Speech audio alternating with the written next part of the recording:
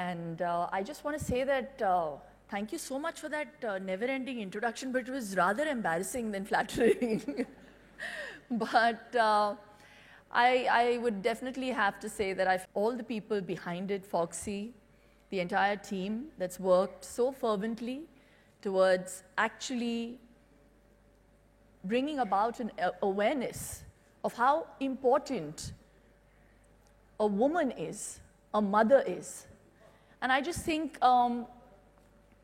as a woman and as someone who has given birth, it is so important to value yourself. And I just said, I think I had already discussed that, and I'm just reiterating the fact that it comes a lot from conditioning. So we need to condition our children, and I'm not just saying just the girl child, but also the boys, that girls have to be treated with respect.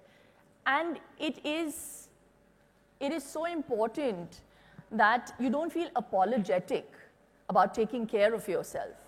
For me, health is something that cannot be compromised.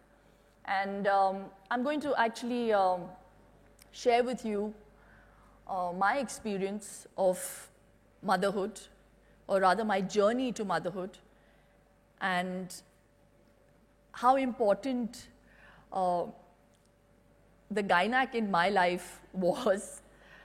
She's actually present here, Dr. Coelho. So when I discovered I was pregnant for the first time, I was overjoyed, and then I had a miscarriage. And it was devastating. I thought I'd never get pregnant again. And then I was diagnosed. I mean, someone as healthy as me was diagnosed with something called APLA.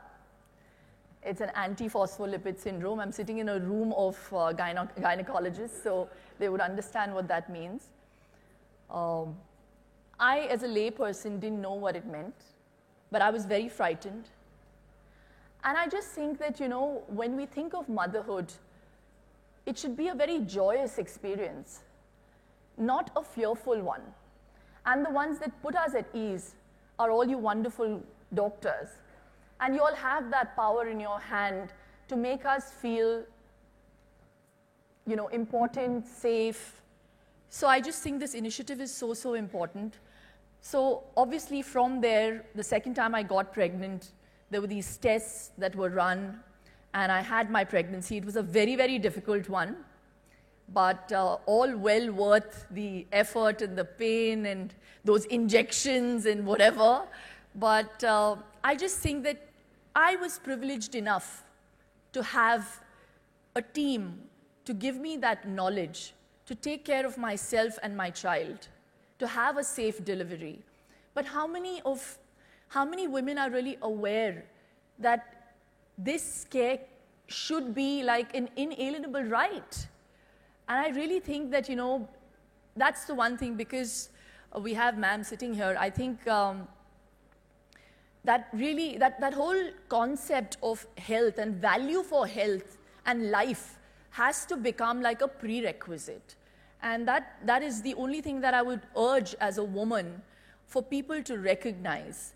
And I really think that we're on the right track, and you know, a lot of gratitude from my heart for the people who came up with Manyata.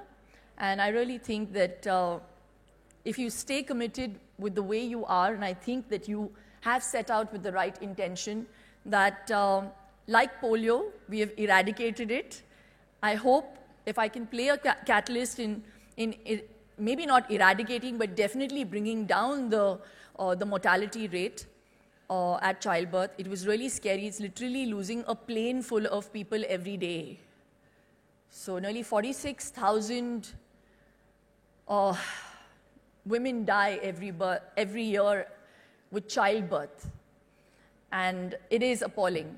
So saying that, let me end it on a great note, that thank you all for all the support, all the organizations that have come together with this great intent. And I think where there is great intent, there is always success. So hoping that there is success on this journey. And I'm really worried that I really think that Mumbai, no one in Mumbai is delivering at this moment, because all the top gynacs are here. So have a great day, a great afternoon, and